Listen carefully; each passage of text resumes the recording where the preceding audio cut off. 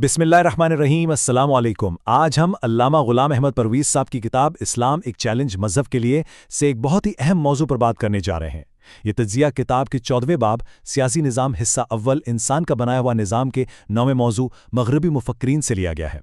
इसमें हम जमहूरियत की बुनियादों पर एक गहरी तनकीद का जायज़ा लेंगे। तो आइए इसको ज़रा गहराई में समझते हैं। देखें, माख़ज़ का जो इब्तिदाई नुक्ता है वो ये है कि तारीख़ में कोई भी समाजी ग्रुप या सियासी निज़ाम ऐसा नहीं गुजरा जिसने मफादात के टकराव को पूरी तरह ख़त्म कर दिया हो, और जमहूरियत भी इससे अलग नहीं है, बल्कि किताब के मुताबिक इसने तो अंदरूनी कशमकश को और भी शदीद कर दिया। अच्छा, जो जदीद जमहूरी नज़रिया है, इसकी पूरी इमारत दरअसल दो बुनियादी मफरूज़ों पर खड़ी है। पहला ये कि हाकिमियत का असल सरचश्मा अवाम है, और दूसरा ये कि अक्सरियत जो भी फैसला कर दे वही सही माना जाएगा। यही वो दो सुतून हैं जिन पर जमहूरियत का सारा ढांचा टिका हुआ है। लेकिन यहाँ से बहस एक बहुत ही दिलचस्प मोड़ लेती है। सवाल ये पैदा होता है कि क्या ये मफरूज़े वाकई इतने पक्के और नाकाबिले तस्खीर हैं? माख़ज़ हमें दावत देता है कि हम इन बुनियादों पर ज़रा ठहर कर सोचें।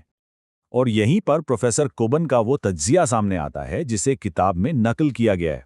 वो इस ख्याल को चैलेंज करते हैं कि हुकूमत की बुनियाद अवाम की रजामंदी होनी चाहिए। जैसे कि स्लाइड पर आप देख सकते हैं, उनका बुनियादी नुक्ता ये है कि भाई लाखों लोगों की रजामंदी भी किसी गलत काम को सही नहीं बना सकती। ये वाकई एक बहुत ही ताकतवर दलील है। कोबिन की दलील का जो पहला हिस्सा है ना, वो बहुत सादा मगर गहरा है। अगर कोई काम अपनी ज़ात में गलत है तो चाहे लाखों लोग उसकी हिमायत कर दें, उसकी अखलाकी हैसियत नहीं बदल सकती। मतलब तेदाद सच्चाई का पैमाना नहीं हो सकती। तो फिर असल नुक्ता क्या निकला? वो ये है कि रजामंदी से दुरुस्त होने की जो मंतिक है उसमें एक बुनियादी मसला है, अखलाकियात, यानी क्या सही और क्या गलत।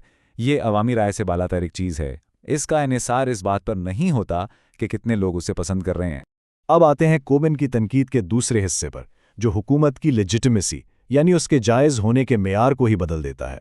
वो कहते हैं कि असल सवाल ये नहीं कि ताकत कहाँ से आई, बल्कि ये है कि इस ताकत का मकसद क्या है और इसे इस्तेमाल कैसे किया जा रहा है। एक जायज़ हुकूमत वो है जिसके मकासद नेक हों। और ये स्लाइड इस बुनियादी फ़लसफ़ियाना टकराव को बहुत ही ज़बरदस्त तरीके से वाज़े करती है। एक तरफ जमहूरी उसूल है जो कहता है कि हुकूमत की लेजिटिमेसी अवाम की रजामंदी में है। दूसरी तरफ कोबिन का नुक्ता नज़र है जो कहता है कि नहीं, असल पैमाना हुकूमत के इरादों और उसके आमाल का अखलाकी मवाद है। तो माख़ज़ से हासिल होने वाला आखिरी और सबसे अहम सबक ये है कि हुकूमत की असल परख उस बात से होती है कि वो क्या करती है, ना कि इससे कि वो किसकी नुमाइंदगी करती है।